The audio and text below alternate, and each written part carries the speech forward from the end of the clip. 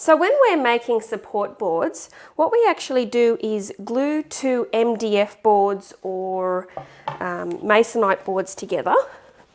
Ideally, I'd do this the night before, and if you do it the night before, you can pop a bucket of fondant on it so it glues together and it's quite sturdy.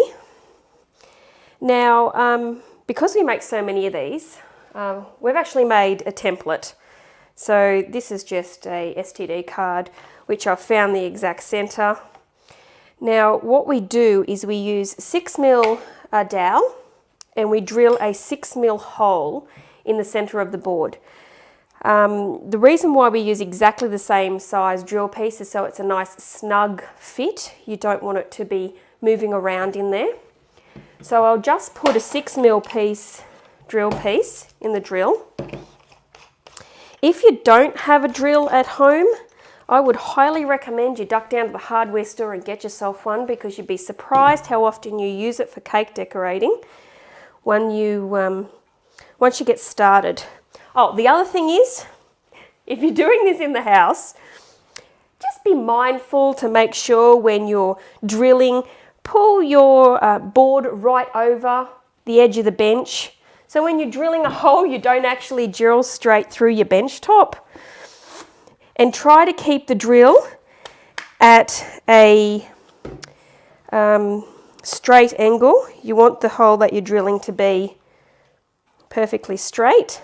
Like I said before, you really need this to be solid and glued down before you drill the hole.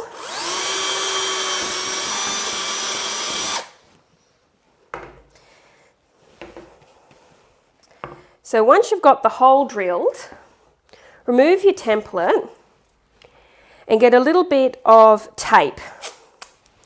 Stick it over the back of the board like that. The reason why I do that is next what we're going to do is put some PVA glue in the hole, and you don't want to glue it to your bench top.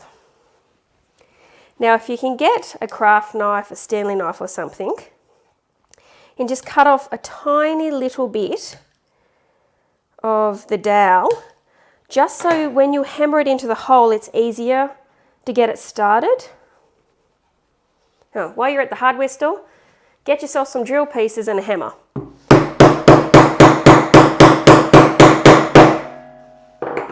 Now once you've hammered that into place, what we recommend is you get anything that's got a right angle on it. I use my ganashing tool, and lean it up against the stake.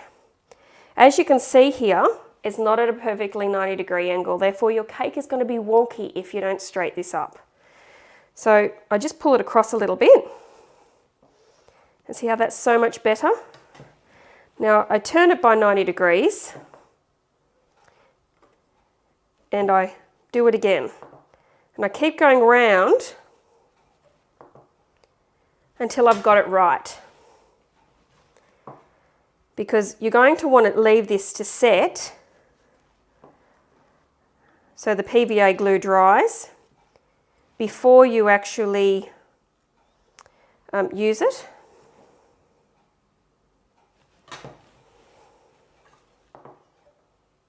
Excellent.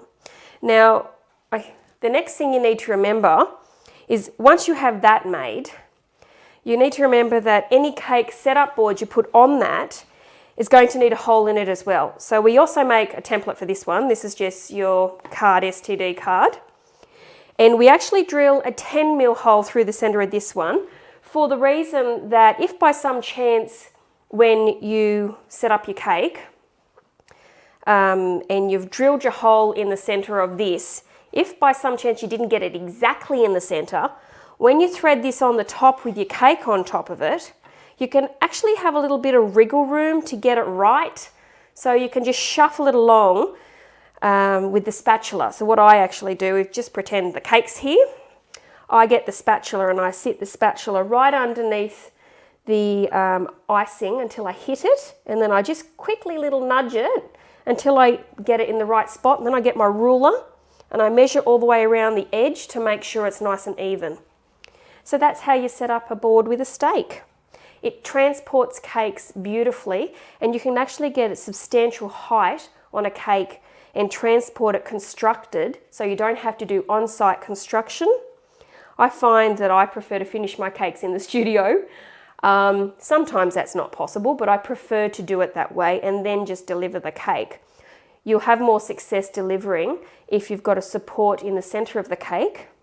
If you're putting additional tiers on this, you put your first tier on, then you'll put your other supports through here, and then you'll put your next tier on and put supports through there, and so on. So you've actually got good support for the cake itself, and if by some chance you're walking along and you go, whoops, then the cake doesn't fall off the board because you've got this to hold it in place. If it's an enormous cake, by all means make the dowel a lot bigger, because obviously your boards are bigger.